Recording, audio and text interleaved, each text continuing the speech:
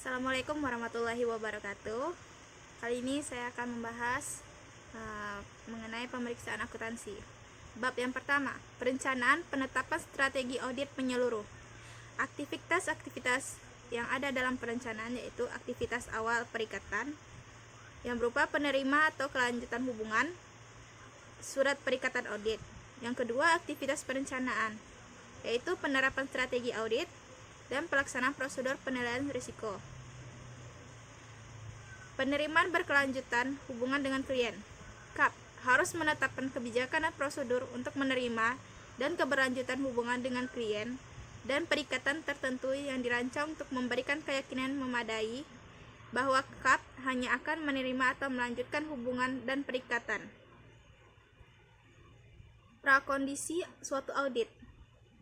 Audit harus menentukan apakah kerangka pelaporan keuangan akan ditetapkan dalam menyusun laporan keuangan dapat diterima dan memperoleh persetujuan dari manajemen bahwa manajemen mengakui, memahami, dan bertanggung jawab. Kesepakatan perikatan dalam surat perikatan. Audit harus menyampaikan ketentuan perikatan audit dengan manajemen atau pihak bertanggung jawab atas kelola. Bab kedua, overview perencanaan. Overview perencanaan suatu audit melibatkan penetapan strategi audit secara keseluruhan untuk perikatan tersebut dan mengembangkan rencana audit. Strategi audit secara keseluruhan akan menetapkan ruang lingkup, waktu, dan arah audit, serta memberikan panduan bagi pengembang audit rencana audit. Bab yang ketiga, perencanaan penetapan strategi audit menyeluruh. Materialitas pada tingkat laporan keuangan secara keseluruhan bisa disebut juga sebagai materialitas keseluruhan. Pada saat penetapan strategi audit secara keseluruhan, audit harus menentukan materialitas untuk melaporkan keuangan secara keseluruhan. Materialitas akan digunakan antara lain untuk menentukan bidang-bidang laporan keuangan yang perlu diaudit, menetapkan konteks untuk strategi audit menyeluruh, merencanakan sifat, waktu, dan luas dari prosedur audit spesifik. Materialitas pada tingkat laporan keuangan secara keseluruhan. Penentuan materialitas oleh audit membutuhkan pertimbangan profesional dan mempengaruhi oleh persepsi auditor tentang kebutuhan informasi keuangan oleh para pemakai laporan keuangan. Faktor kualitatif juga harus dipertimbangkan saat menetapkan materialitas seperti sifat dari unsur dan dampak dari para pemakai laporan keuangan. Materialitas pada tingkat laporan keuangan secara keseluruhan. Faktor-faktor dapat mempengaruhi proses identifikasi suatu tolak ukur yang tercakup SA 530 par A3. Unsur-unsur laporan keuangan sebagai contoh aset, liabilitas, ekuitas, pendapatan, dan beban.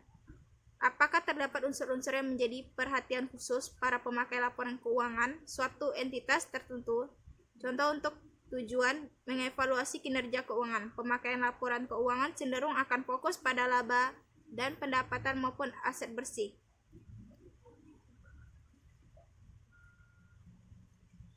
Materialitas pelaksanaan perencanaan audit yang hanya ditujukan untuk mendeteksi kesalahan penyajian materi secara individu mengabaikan fakta bahwa gabungan atas kesalahan penyajian tidak material secara individu dapat mengakibatkan kesalahan penyajian material dalam laporan keuangan dan juga tidak meninggalkan celah baginya. Ilustrasi penerapan strategi audit.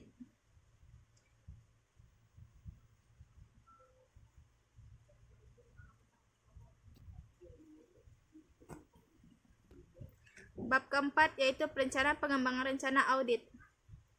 Prosedur penilaian risiko. Prosedur penilaian risiko adalah prosedur audit yang dilaksanakan untuk memperoleh suatu pemahaman tentang entitas dan lingkungannya, termasuk penilaian internal entitas. Audit harus melaksanakan prosedur penilaian risiko untuk menyediakan suatu dasar bagi pengidentifikasi risiko kesalahan penyajian material dan penilaian risiko dalam penyajikan material.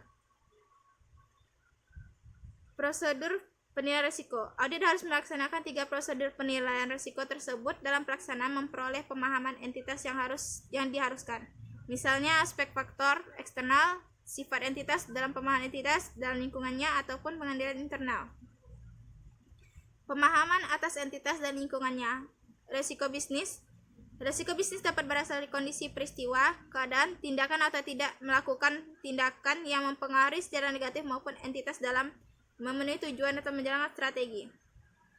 Risiko kecurangan. Risiko kecurangan berkaitan dengan peristiwa atau kondisi yang menunjukkan insentif, tekanan, atau melakukan kecurangan atau memberikan kesempatan terjadinya kecurangan. Pemahaman atas entitas lingkungan. Dalam penilaian risiko, menentukan signifikasi dari masing-masing risiko, audit harus mempertimbangkan kemungkinan kesalahan penyajian dan apakah potensi kesalahan penyajian yang besar tersebut dapat mengakibatkan keseluruhan kesalahan penyajian material. Pemahaman entitas atas entitas lingkungan. Audit menghubungkan risiko yang diidentifikasi dengan apakah yang bisa menjadi salah pada tingkat asesi dengan menghitung pengendalian relevan hendak diuji oleh audit.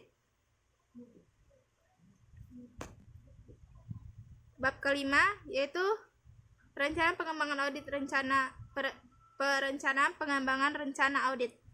Menilai risiko kesalahan penyajian material. Audit harus mengidentifikasi dalam menilai risiko kesalahan penyajian material pada A. Tingkat pelaporan keuangan, B. Tingkat asersi untuk golongan transaksi, saldo akun, dan pengungkapan, untuk menyediakan suatu basis bagi perencanaan dan pelaksanaan prosedur audit lanjut. Risiko kesalahan penyajian yang diidentifikasi dan dinilai tersebut harus didokumentasi. Risiko kesalahan penyajian material, risiko bawaan X, risiko pengendalian. Rumusnya itu RMM sama dengan IR kali CR. Menilai risiko kesalahan penyajian. Tingkat risiko yang dinilai. Sekian penjelasan dari saya. Assalamualaikum warahmatullahi wabarakatuh.